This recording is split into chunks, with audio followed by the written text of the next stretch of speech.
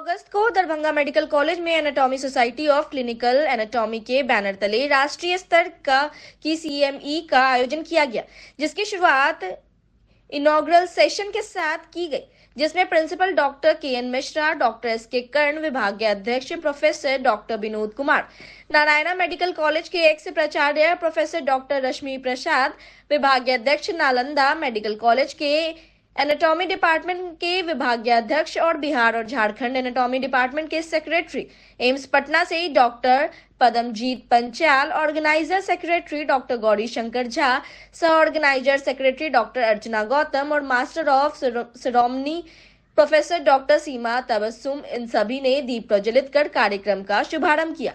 उसके उपरांत प्रथम वर्ष के छात्रों ने स्वागत गान गाकर अतिथियों का स्वागत किया। स्वागत भाषण प्रोफेसर डॉक्टर एस.के. कर्ण ने किया। इसके उपरांत साइंटिफिक सेशन का आरंभ हुआ, जिसमें डॉक्टर सुनीता बीसी और डॉक्टर योगेश सोनतगे जिपमर पौंडीचेरी से और डॉक्टर कुमार सतीश रवि एम्स गोरखपुर से एवं जेवा आलम एनएमसीएच से, अभिषेक मंडल पटना से मुख्य वक्ता थे। डॉक्टर हिमांशी झा, डॉक्टर दिलशाद अनवर और डॉक्टर अर्चना प्रकाश ने स्पीकर का परिचय कराया। प्रश्न पूछने का सेशन डॉक्टर अर्चना गौतम ने कंडक्ट किया। सोका के president doctor M Shiv Kumar, secretary doctor M Muthu Kumar को सम्मानित किया गया। सोका के रिप्रेजेंटेटिव के रूप में डॉक्टर पदमजीत पंचाल को भी सम्मानित किया गया। साइंटिफिक सेशन के चेयरमैन का दायित्व डॉक्टर विनोद कुमार, डॉक्टर पदमजीत पंचाल और डॉक्टर रेशमी प्रसाद ने निभाया। And they will be using even to note anything in the iPads. So the present generation, what I wanted to say, that they are very much fond of this the technology, right? And these modern learners or the students, when we say that they prefer this digital resources and simulations over the traditional, you say, the dissection method, and these are potentially affecting the effectiveness of the anatomical education apart from what I said previously. And then apart from that, the decreasing number of the teachers, because already faculty in not only in anatomy but in other departments also are joining in this field, anatomy. Right? In most of the medical colleges, even if you take the institutions like INI, institutions of national importance, AIIMS and other, you say, the PGs, like when we say AIIMS Rishikesh or the Gorakhpur, the two institutions where I worked recently, no PGs are joining. So there are capacity of the, you say, the number of teachers, the decreasing number of teachers. So these are the various limitations which are compelling us move through towards the technology, we can say. Now, the question arises, apart from these dissections, the academic dissection, what are the other substitutes? Dissection is another method by which we can teach or train the students. Apart from that, what I was discussing and I will be discussing over here, that is the various imaging modalities. Then apart from that, we have the Syndever, that is the artificial cadavers, and apart from that, we have the VR, AR, that is virtual or the augmented reality, etc. And then just what we discussed about the anatomy and etc. The different technologies are there which can help in teaching and training the students of the modern preparation because of the very limitation what we say. So when before we go into the details or you say the depth imaging techniques, it's better to review how the traditional methods are used in teaching anatomy. When we कार्यक्रम है, किस विषय पे क्या कुछ चल रहा है दरभंगा मेडिकल कॉलेज? आज दरभंगा मेडिकल कॉलेज के एनाटॉमी विभाग के द्वारा नेशनल लेवल के जो क्लिनिकल सोसाइटी है, जिसका नाम सोका है, सोसाइटी ऑफ क्लिनिकल एनाटोमिस्ट, उसके बैनर तले नेशनल लेवल का सीएमई किया जा रहा है। इस सीएमई में पूरे भारत से लगभग 500 लोग जुड़े हैं ऑनलाइन के माध्यम से। दरभंगा मेडिकल कॉलेज के प्रथम वर्ष के छात्र, दरभंगा मेडिकल कॉलेज एनाटॉमी विभाग के शिक्षक, PG student, Patna medical college के टीचर, नालंदा मेडिकल कॉलेज के टीचर, एम्स पटना के टीचर भी इस कार्यक्रम में आज जुड़े हैं ऑफलाइन के माध्यम से। बाकी पूरे हिंदुस्तान में जितने भी मेडिकल कॉलेज हैं, चाहे वो जम्मू कश्मीर हो, कलकत्ता हो, पंजाब हो, उत्तर प्रदेश हो, जितने भी प्रदेश हैं, लगभग सभी प्रदेश के doctor, professor, assistant professor, associate professor, tutor, PG, सभी लोग इस माध्यम में जुड़े हैं। इसमें 3 मुख्य वक्ता हैं। जिपमर पांडिचेरी से डॉक्टर सुनीता बीसी, उसी जिपमर पांडिचेरी से डॉक्टर योगेश सोनतके और एम्स गोरखपुर से डॉक्टर कुमार सतीश रवि, ये 3 मुख्य वक्ता हैं आज के इस सीएमई में। और इस सीएमई का शुभारंभ हम लोग इनॉग्रल सेशन के साथ किए, जिसमें कि दीप प्रज्वलित कर इसका कार्यक्रम का शुरुआत किया गया। इसमें प्रिंसिपल साहब खुद मौजूद थे, डॉक्टर के एन मिश्रा, उसके अलावा जो विभागाध्यक्ष हैं डॉक्टर एस के करण, मैं doctor Gaurishankar Jha organising secretary, co organising secretary doctor Archana Gautam, master of ceremony professor doctor Seema Tabassum, professor doctor Vinod Kumar, professor doctor Rashmi Prasad और प्रोफेसर डॉक्टर पंडित पंचाल, ये सभी लोगों ने दीप प्रज्वलित कर इस कार्यक्रम का शुरुआत किया। इसके उपरांत अभी साइंटिफिक सेशन चल रहा है और इसके उपरांत वैलिडिटी फंक्शन का आयोजन किया जाएगा। इस तरह का सीएमई करने से पठन पाठन का जो कार्यक्रम है उसमें एक रोशनी मिलता है, उसमें एक तेजी आती है और जो स्थिर पड़ा हुआ, जो रुका हुआ जो नदी है, उस नदी को थोड़ा सा प्रवाह आगे बढ़ने का एक जरिया मिलता है, एक मोटिवेशन मिलता है और उससे ये फायदा होता है। एक दिवसीय कार्यक्रम है ये एक दिवसीय कार्यक्रम। इसका मुख्य उद्देश्य क्या है? इसका मुख्य उद्देश्य यही है कि जो बाहर की दुनिया में जो अच्छा कार्य हो रहा है उस कार्यक्रम को हम लोग भी जाने और जो अच्छे बड़े बड़े कार्य जो कि आज जिपमर पांडिचेरी में चाहे एम्स में जो बड़े बड़े कार्य हो रहे हैं, उस कार्यक्रम से हम अपने भी स्टूडेंट को, अपने छात्रों को रूबरू कराएं ताकि वो भी उससे प्रोत्साहन लेकर के उस तरफ आगे बढ़ने का प्रयास करें। मेरा नाम डॉक्टर गौरीशंकर झा, मैं विभाग असिस्टेंट प्रोफेसर हूं एनाटॉमी डिपार्टमेंट में और मैं ही इस कार्यक्रम का ऑर्गेनाइजिंग सेक्रेटरी हूं। दरभंगा शहर में कई ऐसे प्रमुख सड़कें और स्थल है जहां पर नो पार्किंग एरिया घोषित किया गया है। यदि आप ऐसे नो पार्किंग एरिया में अपने वाहन को लगाते हैं तो ऐसे वाहन पर फाइन का प्रावधान किया जाता है और इसी के तहत दरभंगा यातायात थाना की पुलिस के द्वारा नो पार्किंग जोन में उल्लंघन करने के मामले में कई वाहनों पर जुर्माना किया गया। तो आप भी होशियार हो जाइए, नो पार्किंग जोन एरिया को देखकर ही अपने वाहन को पार्क करें। नो पार्किंग जोन में अगर आपकी गाड़ी पाई जाएगी तो आप पर भी जुर्माना होगा। दरभंगा में यातायात थाना के द्वारा नो पार्किंग जोन में फाइन काटा गया और यह अभियान दरभंगा शहर के आयकर चौक स्थित स्मार्ट बाजार के पास नो पार्किंग में लगे हुए कई गाड़ियों का चालान काटा गया और जुर्माना किया गया। लोगों को बताया गया कि आप अपनी गाड़ी सही जगह पार्क करें, अन्यथा जुर्माना दे। पर काट रहे हैं और कितने गाड़ी का चालान कटा अभी तक? स्मार्ट बाजार के पास काट रहे हैं। कितना गाड़ी का फाइन कटा अभी तक? 4 गाड़ी कटा है। क्या गाड़ी रोड पर थी क्या? हाँ, वो रोड पर गाड़ी है। कितने का चालान कट रहा है सर? नो पार्किंग के 500 रुपये का चालान कट रहा है। आगे यह अभियान जारी रहेगी? हाँ, अभियान जारी है। सर अपना परिचय? अपना परिचय? दर्शन सिंह मेरा नाम है। किस थाना से है? यातायात थाना से। ठीक।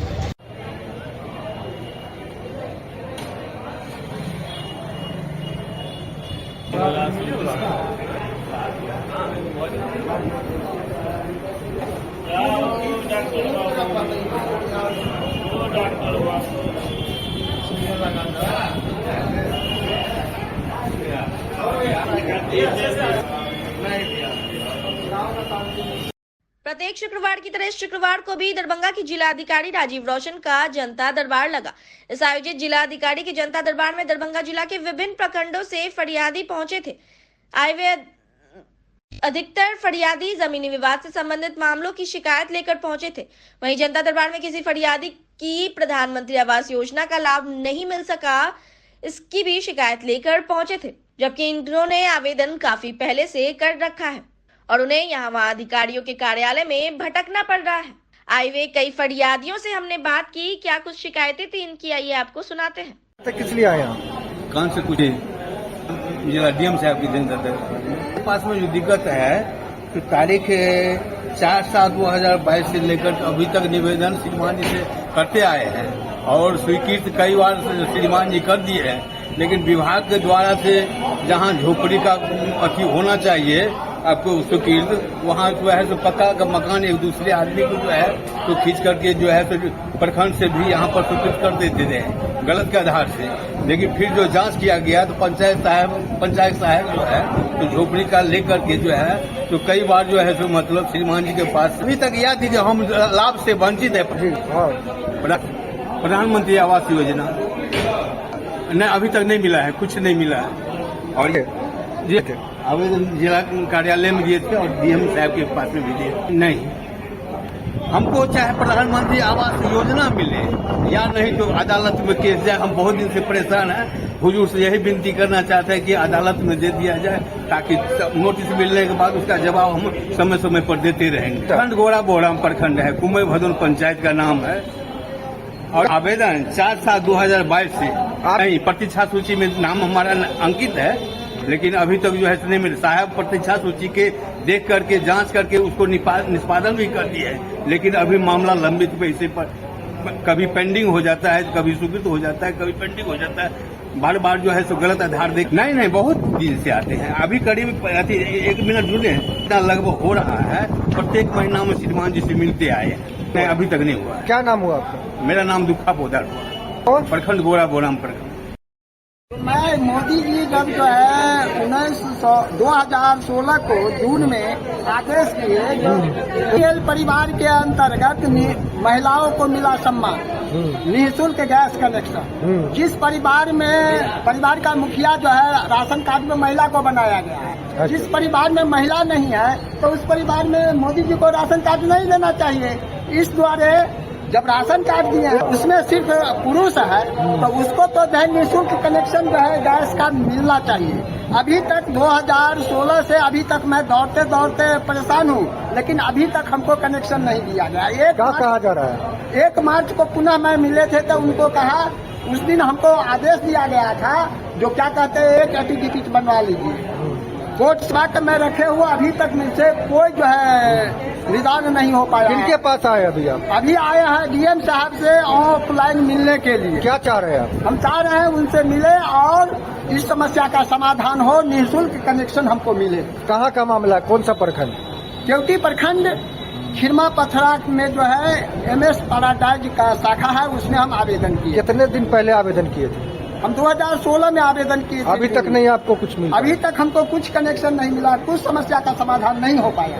कौन सा कनेक्शन कौन योजना के तहत था? प्रधानमंत्री ने। क्या नाम हुआ आपका? मेरा नाम मिश्री लाल ठाकुर हुआ। मेरे परिवार में सिर्फ मैं ही हूँ, दूसरा कोई व्यक्ति नहीं। साहब का आदेश है जमीन खाली करवाने का, बास्केट पर्चा कोई आदमी हमारा नया ढंग से करवा लिया, तो उसके बाद जो है से बास्केट पर्चा या जमीन खाली नापी करके उसको।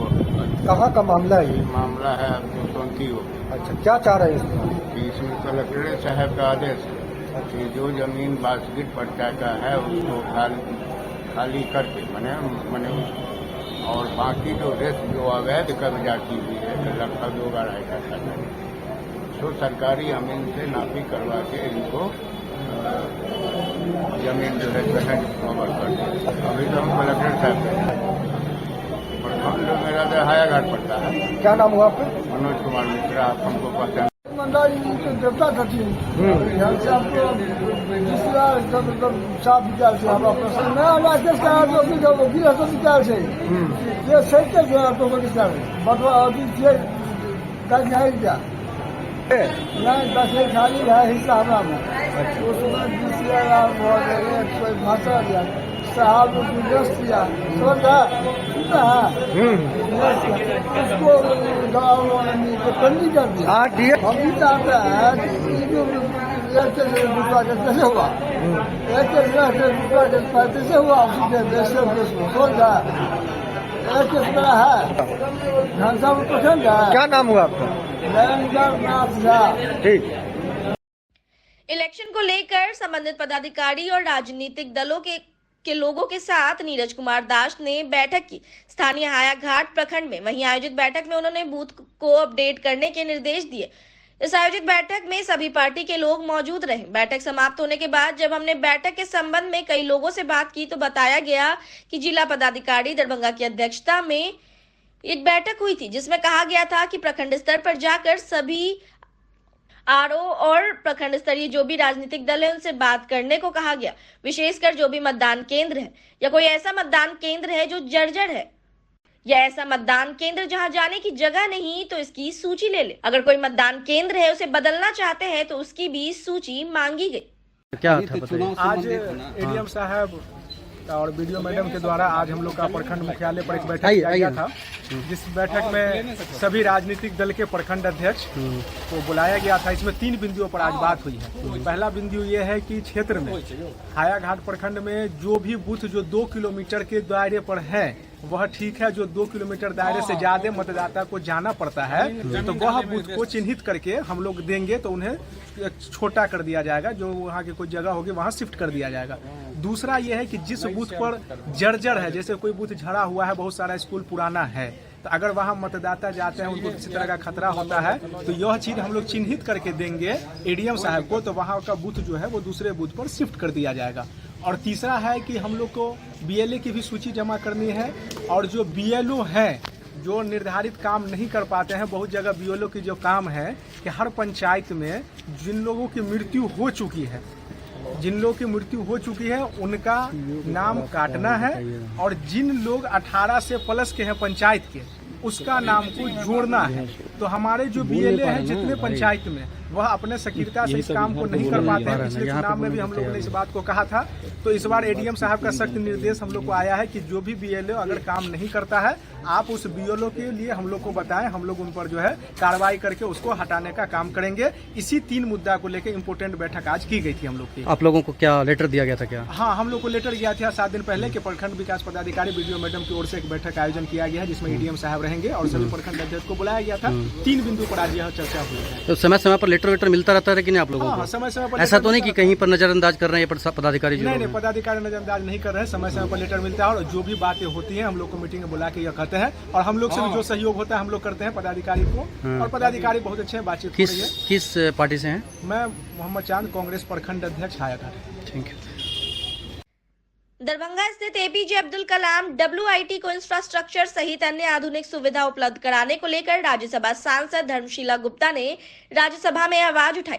धर्मशीला गुप्ता द्वारा WIT के श्रेडेड करने की मांग राज्यसभा में किए जाने की बात सामने आते ही कॉलेज कर्मियों, छात्राओं सहित मिथिलांचल के लोगों में खुशी देखी जा रही है।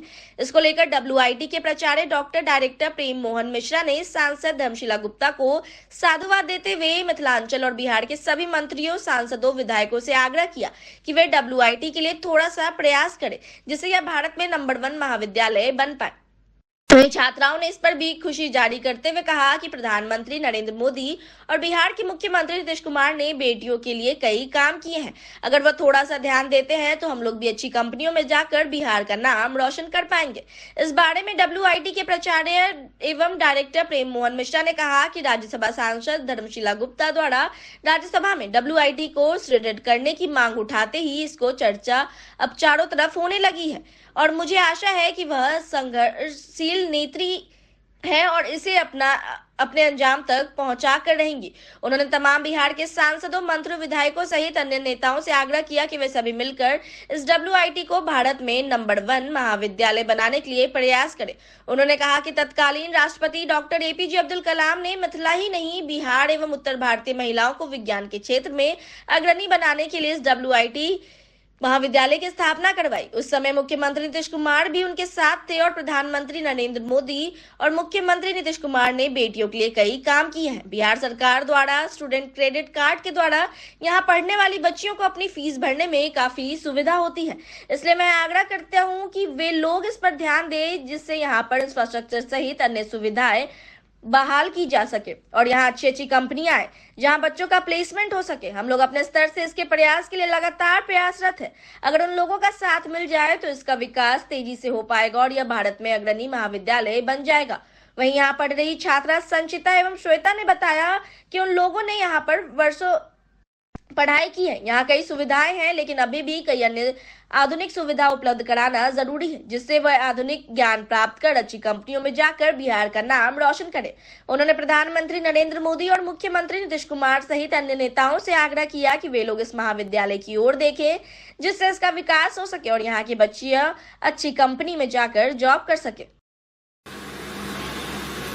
यह बहुत ही खुशी की बात है कि 2004 में भारत के तत्कालीन राष्ट्रपति डॉक्टर APJ अब्दुल कलाम जो भारत रत्न थे, उनके दिमाग में आया कि बिहार के इस ग्रामीण इलाके में जो गरीब परिवार की बच्चियां हैं, उनमें टैलेंट है, लेकिन वो धन के अभाव में बाहर जाकर नहीं पढ़ सकती हैं, उनके लिए एक यहाँ इंजीनियरिंग कॉलेज खोला जाए महिलाओं के लिए, और उसको तत्कालीन कुलपति राजमणि बाबू ने साकार कर दिखाया।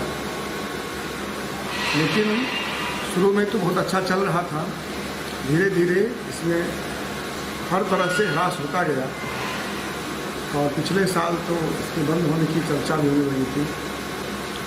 तो धर्मशिला गुप्ता जो बिहार प्रदेश से राज्यसभा में गई हैं और विद्वान हैं, तो उन्हें लगा कि इस संस्थान पर सरकार का ध्यान जाना चाहिए। बहुत ही खुशी की बात है मेरे लिए, संस्थान निदेशक के रूप में तो है ही, पूरा WIT परिवार ही नहीं, पूरा दरभंगा शहर या कहिए पूरे मिथिलांचल के लोगों में बहुत ही हर्ष है, और सभी लोग उनको धन्यवाद दे रहे हैं। उन्होंने ये मुद्दा उठाया राज्यसभा में, मंत्री से भी मिली थी, कि इस महाविद्यालय को जो महिला प्रौद्योगिकी संस्थान है WIT, इसको सरकार इस पर ध्यान दे और जो कमियां इसमें हैं उसका पुनरुद्धार करे, एक बेहतर संस्थान बन सके, ताकि हमारे मिथिला की बेटियां या पूरे बिहार की बेटियां या उत्तर भारत की बेटियां भी आ सकते हैं इसमें। जो बच्चियां चाहती हैं कि विज्ञान पढ़ती हैं, जिनके मन में है कि हम अभियंत्रण के क्षेत्र में अपना करियर बनाएं, देश और विदेश में नाम रोशन करें, उनको बेहतर मौका मिल पाएगा। इसलिए हम सभी लोग उनको धन्यवाद देते हैं। मुख्य रूप से ये है कि चूँकि वो सेल्फ फाइनेंस कोर्स है, बच्चों से फी आता है उसी से वहाँ कॉलेज चल रहा है, तो वहाँ जो व्यवस्था होनी चाहिए, आधारभूत संरचना, सुंदर सुंदर हॉस्टल हो, अच्छे अच्छे लैब हो, शिक्षकों की संख्या पर्याप्त मात्रा में हो, तो इस सब का अभाव है, कुछ उपकरण का अभाव है, जिस कारण से वह कॉलेज दूसरे कॉलेज से पीछे हो जाता है। तो सरकार अगर ध्यान देगी और यह सब कमी पूरा हो जाएगा, तो मुझे पूरा विश्वास है कि यह महाविद्यालय भारत के अच्छे इंजीनियरिंग कॉलेज में शुमार होगा। जॉब की समस्या को दूर किया जा सकता है। अपनी तारीफ तो नहीं करनी चाहिए, लेकिन सच है कि अभी हम लोग जॉब के मामले में बहुत आगे बढ़ गए हैं। हमारे BI में कुल 7 बच्चियाँ थीं, मैंने 7 बच्चों को यहाँ से बाहर भेज दिया ट्रेनिंग के लिए, और उनको नौकरी भी अगले महीने मिल जाएगी।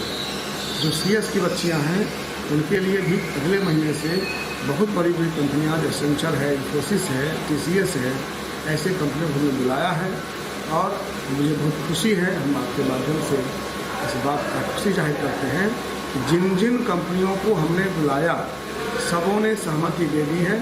सभी कंपनी के लोग यहाँ आएंगे, हमारे बच्चों का टेस्ट करेंगे, और उसमें जो बच्ची अच्छी पाई जाएगी उसको ट्रेनिंग भी देंगे और उसको नौकरी देंगे।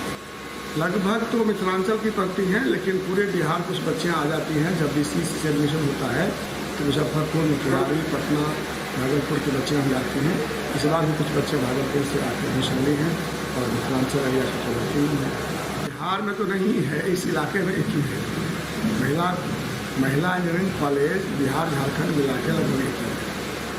सर मैं इस बात की आभारी हूँ कि हमें बिहार स्टूडेंट क्रेडिट कार्ड के थ्रू बहुत सहायता मिली है फीस को लेकर, और एजुकेशन लोन मिला है, और साथ ही में हमें एजुकेशन भी अच्छा मिल रहा है। बट थोड़ा अगर यहाँ पे और इंफ्रास्ट्रक्चर डेवलपमेंट हो जाए, थोड़ा स्किल डेवलपमेंट के लिए अच्छी फैकल्टीज आ जाए, तो काफ़ी थोड़ा और अच्छा हो जाएगा यहाँ पे हमारे लिए। तो सारी लड़कियां मेहनत कर रही हैं और कहीं ना कहीं से वो प्लेस भी हो रही हैं, लेकिन यहाँ पे हमें थोड़ा और गाइडेंस की ज़रूरत है। जो एडवांस टेक्नोलॉजीज है वो सीखने में जो यहाँ पे चाहिए, इंफ्रास्ट्रक्चर, लैब, उन सब चीज़ों की यहाँ पे थोड़ी कमी है, और फैकल्टी मेंबर्स की कमी है जो हमें सही स्किल्स सिखा पाएँ, ताकि हमें गाइड कर पाए, हमें जगह जगह भटकना ना पड़े कोर्सेज के लिए या फिर लेक्चर्स के लिए। तो इस चीज़ के लिए मैं चाहूँगी कि थोड़ा ध्यान दिया जाए। बाकी कॉलेज इंफ्रास्ट्रक्चर पे ध्यान दिया जाए कि बेटियां यहाँ पे सही से आके रह सके, जो सुदूर इलाके से आ रही हैं। अगर ये सही हो जाए तो हम आपको 2 गुना रिजल्ट देंगे। बिहार की बेटियां आपने जितना यहाँ इन्वेस्ट किया है उसका 2 गुना रिजल्ट देंगी। बस ज़रूरत है तो एक गाइडेंस की ज़रूरत है, सही मार्गदर्शन की ज़रूरत है। बाकी यहाँ से 2 गुना रिजल्ट मिलेगा। हम भी अच्छी अच्छी कंपनीज में जाएंगे और वापस यहाँ भी हम लोग कोशिश करेंगे कि जो प्रॉब्लम्स हमें हुई हैं उस प्रॉब्लम्स के सोल्यूशन हम निकालें और यहाँ पे भी अपना टाइम इन्वेस्ट करें ताकि बाकी लड़कियों के लिए अच्छा हो पाए। क्योंकि मैं यहाँ 4 साल पढ़ चुकी हूँ, मैं 4 साल से यहाँ पर पढ़ रही हूँ, इसीलिए मैं आगे ये संदेश देना चाहूँगी कि यहाँ पर कुछ कमियाँ हैं। हालांकि ये बहुत अच्छी संस्थान है, यहाँ पर काफ़ी सुख सुविधाएं भी हैं, परंतु अगर थोड़ा और मॉडर्नाइजेशन हो जाए, क्योंकि ये कंप्यूटर साइंस के स्टूडेंट्स के लिए कॉलेज है, तो यहाँ पर बेटर अपॉर्चुनिटीज़ लाने के लिए यहाँ पर ज़रूरी है कि थोड़ा मॉडर्नाइजेशन हो, थोड़ा इंफ्रास्ट्रक्चर हो। तो मैं चाहूँगी कि प्रधानमंत्री जी और मुख्यमंत्री जी इस पर ध्यान दें। सरकार से हमें स्टूडेंट क्रेडिट कार्ड के द्वारा फीस भरने में यहाँ मदद मिली है, जिसपे हमें यहाँ पर अगर हम घर पर रहकर पढ़ते हैं तो काफ़ी खर्चे जैसे हॉस्टल में रहना, आना जाना, ये सब बच जाता है। लेकिन अगर हम लोग बाहर कहीं पढ़ रहे होते तो फिर इन खर्चों के बारे में भी सोचना पड़ता। तो इसीलिए यहाँ हमें फीस भरने की सुविधा मिली है स्टूडेंट क्रेडिट कार्ड से, पर वो इसीलिए लाभदायक है क्योंकि हम लोग यहाँ घर पर रहते हैं और हॉस्टल के खर्चे बच जाते हैं। सरकार इस पर भी कुछ ध्यान दे, क्योंकि अगर यहाँ पर ही इतना अच्छा इंफ्रास्ट्रक्चर हो जाएगा बाहर के इंस्टीट्यूट्स की तरह, तो फिर यहाँ बिहार की बच्चियों को जरूरत नहीं पड़ेगी कि वो बाहर जाएं, बाहर जाने के बारे में सोचें। ये भी उस लेवल पे आ सकता है अगर थोड़ा मेहनत किया जाए तो।